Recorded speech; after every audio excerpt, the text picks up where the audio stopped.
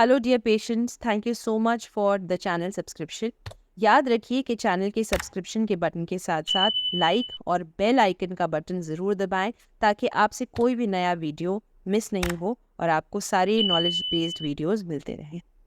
Hello patients, last video में मैंने आप लोगों से बात की थी कि नॉर्मल डिलीवरी के बाद नीचे जहाँ टाका दिया जाता है उसकी केयर कैसे करें। आज मैं उसी डिस्कशन को आगे बढ़ाते हुए आप लोगों को बताना चाहती हूँ कि जिन पेशेंट्स की किसी भी कारणवश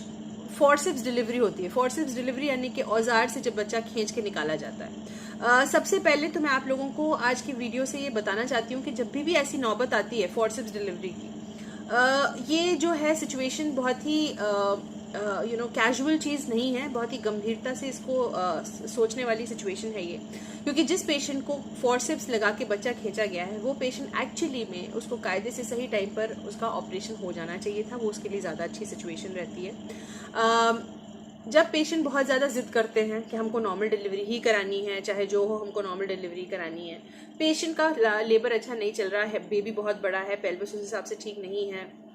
बच्चे का सर ठीक से नीचे नहीं आ रहा है, या फिर मैल रोटेटेड हेड यानी कि बच्चे की जो गर्दन है वो घूमी हुई है, जो बच्चा जो है उसका सर जो है वो सही फिट नहीं हो रहा है नीचे आके और इस वजह से उसका लेबर डिलेड हो रहा है,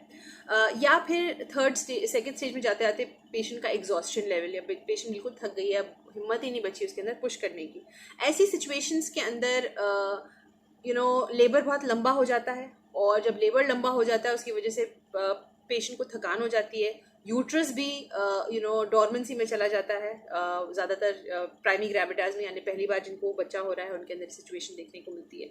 और ऐसे भी पेशेंट्स के अंदर ये सिचुएशन मिलती है जो लोग बार बार डिलीवरी करा के, होता क्या है कि विद एवरी डिलीवरी बच्चे का साइज बड़ा होता चला जा रहा है, और जो माँ का जो पेल्विस है वो कैल्शियम की डिफिशियंसी की वजह से या विटामिन डी की डेफिशिएंसी की वजह से या बार बार जो बर्थिंग प्रोसेस हो रही है उससे जो है पेल्विस सिकुड़ रहा है। तो ऐसे पेशेंट्स में जो मल्टी ग्रेविडाज है, जिनके 4 बच्चे हैं, अब 5वां करने जा रहे हैं, या 5 बच्चे हैं, 6ठा करने जा रहे हैं, ऐसे सिचुएशन के अंदर उनमें औजार लग सकता है, क्योंकि हर बार बच्चे का जो है ग्रोथ बढ़ रही है और माँ का जो पेल्विस है वो सिकुड़ रहा है, इस वजह से जो किवेलोपेल्विक डिस्प्रोपोर्शन हम लोग कहते हैं। सो मेरा एक आज के वीडियो के माध्यम से आपसे रिक्वेस्ट है कि जब भी इस तरह की सिचुएशन आए, जो भी अगर अच्छे आप गायनेकोलॉजिस्ट के पास गए हो, जो आपसे बात करता है, बार बार आपको लूप में लेके डिसीजन लेता है, आपको डिसीजन देने की अनुमति देता है, आपको पल पल पे आपको अवगत कराता है कि आपकी सिचुएशन क्या है और अब हम लोग क्या सोच रहे हैं, इसको काउंसलिंग बोलते हैं, हर जगह ऐसा नहीं होता है। तो आपको ये चीज़ का मौका मिल रहा है हर बार कि इस प्रोसेस को आप लोग नॉर्मल डिलीवरी की तरफ कोशिश करना चाहते हो, या फिर with all the risk of course, या फिर आप चाहते हो कि टाइमली शेड्यूल्ड सिजेरियन हो जाए। तो मेरा आपसे यही रिक्वेस्ट है कि जहां आप लोगों को ऐसा लग रहा है कि मदर एग्जॉस्ट हो रही है, देखिए नॉर्मल डिलीवरी का मतलब होता है कि सब कुछ नॉर्मल हो, कुछ भी उसके अंदर एबनॉर्मल जैसा ना हो, लेबर भी सही टाइम पर स्टार्ट हो, लेबर सही टाइम पर खत्म हो, बच्चा जब डिलीवर हो रहा है तो विग्रस क्राई करता हुआ बच्चा हो, हार्ट बीट बढ़िया रहे पूरी प्रेगनेंसी के टाइम, पूरे लेबर के टाइम। बट अगर ऐसा नहीं हो रहा, कहीं पर आपको कहीं पे भी संकोच, कहीं पे भी आपको शक आ रहा है, शुभ आ रहा है, आपके गायनेकोलॉजिस्ट आपको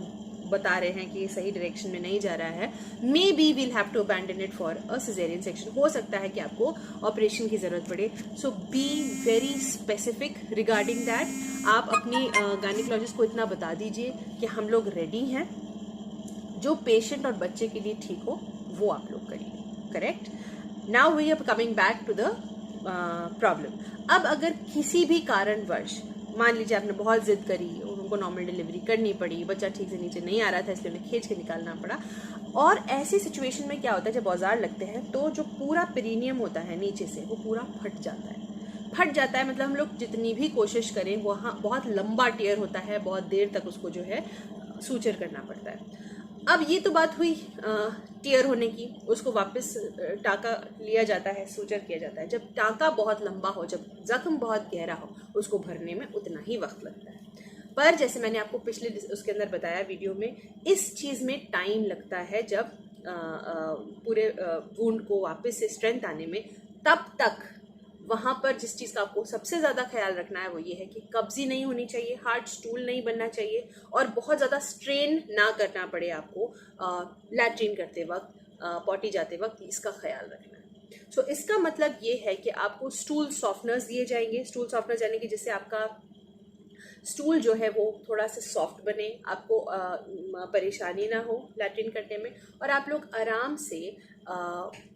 लेटर ऑन भी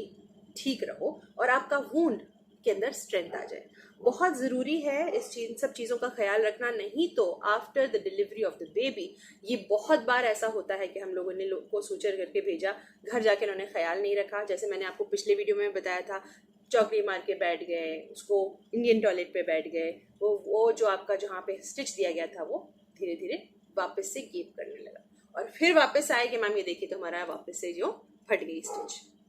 इन्हीं सब चीज़ों से बचाने के लिए आज का मेरा ये वीडियो है। Thank you so much for patient listening. अगर आपको कुछ भी डाउट हो, you can contact me on the numbers below.